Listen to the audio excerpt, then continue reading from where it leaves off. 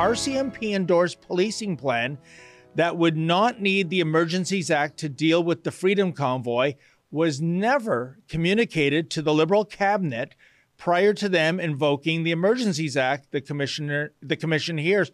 Why don't we just throw to that clip right now? But I want you to concentrate on that scenario then. Cabinet is on the verge of invoking the Emergencies Act. You are their window on law enforcement. You told us this earlier. Your update to Cabinet as it is deciding whether to invoke the Emergencies Act is that the police now have a plan. They've pulled it together, and that you, as the Commissioner of the RCMP, consider that plan to be workable without the authorities of the Emergencies Act. And that doesn't get delivered.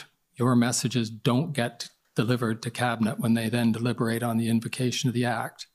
Do you appreciate the significance of that scenario?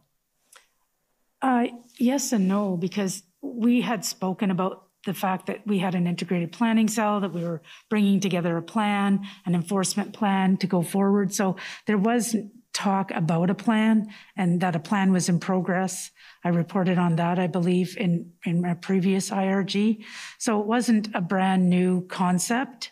But yes, in fact, the fact that we now had a plan, I'm not sure if it was signed off either as of that point, because we were having difficulty getting it signed off. We didn't realize it needed to be signed off. Well, you know, Selene, anytime anyone begins an answer with yes and no, which are diametrically opposed, I sure raise one Spockian eyebrow to the max. What did you make of that answer?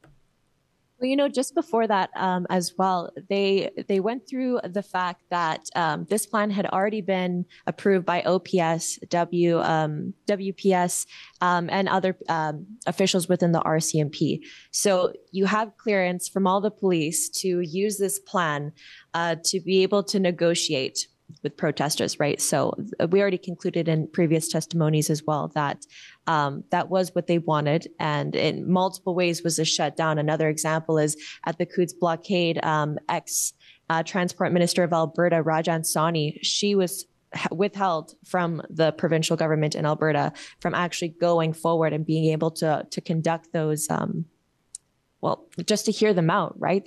This was one consecutive voice across Canada, and the government wanted literally nothing to do with it. And that's pretty crazy considering at the time it was the biggest thing happening in the entire world. But I think that it was purposeful for her to withhold that information. And maybe that's going out on a limb, but I don't think that that's accidental. I mean, she's pretty incompetent at her job, and that's very clear. But at the same time, you can't have something like that approved by how many people and have it go over the head of how many ministers, even the Prime Minister of Canada. There's no way. And you know, I'm glad, Selene, that you mentioned Coutts, because correct me if I'm wrong, that was where there were RCMP officers that actually went and sabotaged, vandalized heavy equipment for absolutely no good reason, causing perhaps hundreds of thousands of dollars worth of damage. I don't know who ends up paying for that, but I mean, how in the world is that effective policing, going to, you know, construction equipment and yanking all the wires out of it so it can't work anymore? That's baffling to me. Yeah, no, absolutely. And another thing that was also addressed during the two testimonies from Coutts was by convoy lawyer Brendan Miller, when he addressed the rumors that there were two RCMP officers, females at that, who were told, and this is alleged, of course, they would never do this. Why would the RCMP ever do this? But they snuck in guns in a hockey bag. Those are the rumors. And it was, again, two females, right, in a large crowd of males, to just go in there, plant the guns. I mean, it sounds legit to me, you know, but again, these are just rumors that he addressed. And of course, they had no knowledge of this whatsoever. So that just kind of paints for you a picture of the extent that they are potentially willing to go to. And I mean, if we look at the horse trampling and, you know, the baton beating and the brutal arrests and those drives outside the city where they just chuck people out of their paddy wagons and left, I mean, of course they wouldn't go to those lengths, right?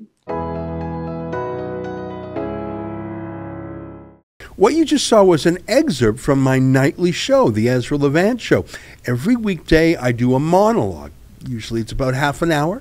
Then I interview an interesting guest, and then we read my hate mail or my fan mail, whichever is more fun. It's only available behind a paywall, though. That's how we pay our bills here at Rebel News. We don't take a dime from Justin Trudeau. But the good news is it's only $8 a month, about half the price of Netflix. And in addition to my nightly show, you also get weekly shows from 4 other friends here at Rebel News. So you're getting 36 shows a month just for $8. I think it's worth it.